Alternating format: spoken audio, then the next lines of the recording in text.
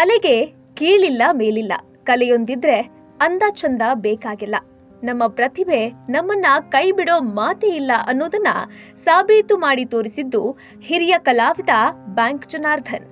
ಪುಟ್ಟ ಹಳ್ಳಿಯಿಂದ ಬಂದು ಬೆಂಗಳೂರು ಮಹಾನಗರದ ಒಡಲಲ್ಲಿ ಸ್ಯಾಂಡಲ್ವುಡ್ನ ಮಡಿಲಲ್ಲಿ ಹಾಸ್ಯ ಕಲಾವಿದರಾಗಿ ಜನರನ್ನ ನಕ್ಕು ನಲಿಸಿದ್ದು ಅಷ್ಟಿಷ್ಟಲ್ಲ. ಹಾಸ್ಯದಲ್ಲೇ ಹೀರೋಯಿಸಂ ತೋರಿಸಿದ್ದ ಬ್ಯಾಂಕ್ ಜನಾರ್ದನ್ ಈಗ ತೆರೆಯಿಂದ ಮರೆಯಾಗಿದ್ದಾರೆ. ಸಹಸ್ರಾರು ಅಭಿಮಾನಿಗಳು ಕುಟುಂಬಸ್ಥರನ್ನ ಬಿಟ್ಟು ಬಾರದೂರಿಗೆ ಪಯಣಿಸಿದ್ದಾರೆ. ಹೌದು, ಕನ್ನಡ ಚಿತ್ರರಂಗದ ಹಿರಿಯ ಕಲಾವಿದ ಬ್ಯಾಂಕ್ ಜನಾರ್ದನ್ ಹೃದಯಾಘಾತದಿಂದ ಕೊನೆಯುಸಿರೆಳೆದಿದ್ದಾರೆ. ವಯೋಸಹಜ ಕಾಯಿಲೆಯಿಂದ ಬಳಲುತ್ತಿದ್ದ ಜನಾರ್ದನ್ ಅವರು ಕಳೆದ ಕೆಲ ದಿನಗಳಿಂದ ಆಸ್ಪತ್ರೆಯಲ್ಲಿ ಚಿಕಿತ್ಸೆ ಪಡೆಯುತ್ತಿದ್ರು. ಆದ್ರೆ ಚಿಕಿತ್ಸೆ ಫಲಕಾರಿಯಾಗದೆ ಬ್ಯಾಂಕ್ ಜನಾರ್ದನ್ ಜೀವ ಬಿಟ್ಟಿದ್ದಾರೆ. ಬ್ಯಾಂಕ್ ಜನಾರ್ದನ್ ಅವರು ಜನಿಸಿದ್ದು 1948ರಲ್ಲಿ. ಚಿತ್ರದುರ್ಗ ಜಿಲ್ಲೆಯ ಹೊಳಲ್ಕೆರೆಯಲ್ಲಿ ವೈದ್ಯರೊಬ್ಬರ ತೋಟದಲ್ಲಿ ಕೆಲಸ ಮಾಡ್ತಿದ್ರು. SSLC ಪಾಸ್ ಆಗಿದ್ದಾನೆಂದು ಆ ವೈದ್ಯರು ಬ್ಯಾಂಕ್ ಒಂದರಲ್ಲಿ ಜವಾನನ ಕೆಲಸ ಕೊಡಿಸಿದ್ರು.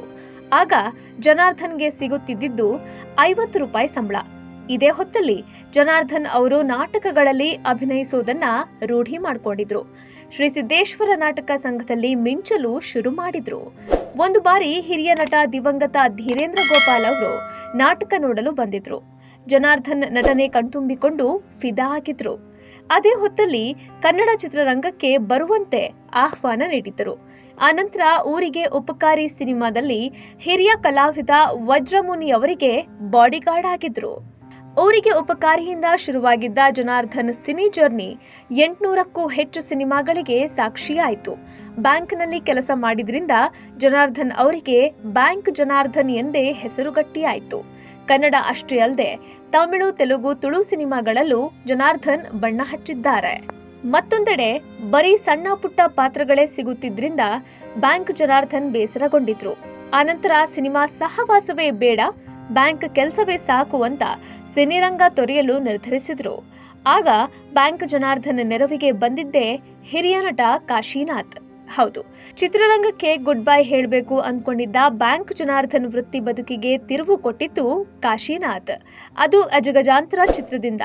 ಈ ಸಿನಿಮಾದಲ್ಲಿ ಬ್ರೋಕರ್ ಭೀಮಯ್ಯ ಪಾತ್ರ ನಿರ್ವಹಿಸಿದ್ದ ಬ್ಯಾಂಕ್ ಜನಾರ್ದನ್ ಖ್ಯಾತಿ ಗಳಿಸಿದ್ರು. ಅಲ್ಲಿಂದ ಬ್ಯಾಂಕ್ ಕೆಲಸದತ್ತ ಜನಾರ್ದನ್ ತಿರುಗಿಯೂ ನೋಡ್ಲಿಲ್ಲ. ಆದ್ರೀಗ ಜನಾರ್ದನ್ ತೆರೆಯಿಂದ ಮರೆಯಾಗಿದ್ದಾರೆ. ಕುಟುಂಬಸ್ಥರು, ಆಪ್ತರು ಕಣ್ಣೀರ ಕಡಲಲ್ಲಿ ಮುಳುಗಿದ್ದಾರೆ. Bureau report, Boss TV Kannada. Latest ಹಾಗೂ ಇಂಟ್ರೆಸ್ಟಿಂಗ್ ಸುದ್ದಿಗಳಿಗಾಗಿ ಬಾಸ್ ಟಿವಿ ಕನ್ನಡ ಚಾನೆಲ್ನ ಸಬ್ಸ್ಕ್ರೈಬ್ ಮಾಡಿ.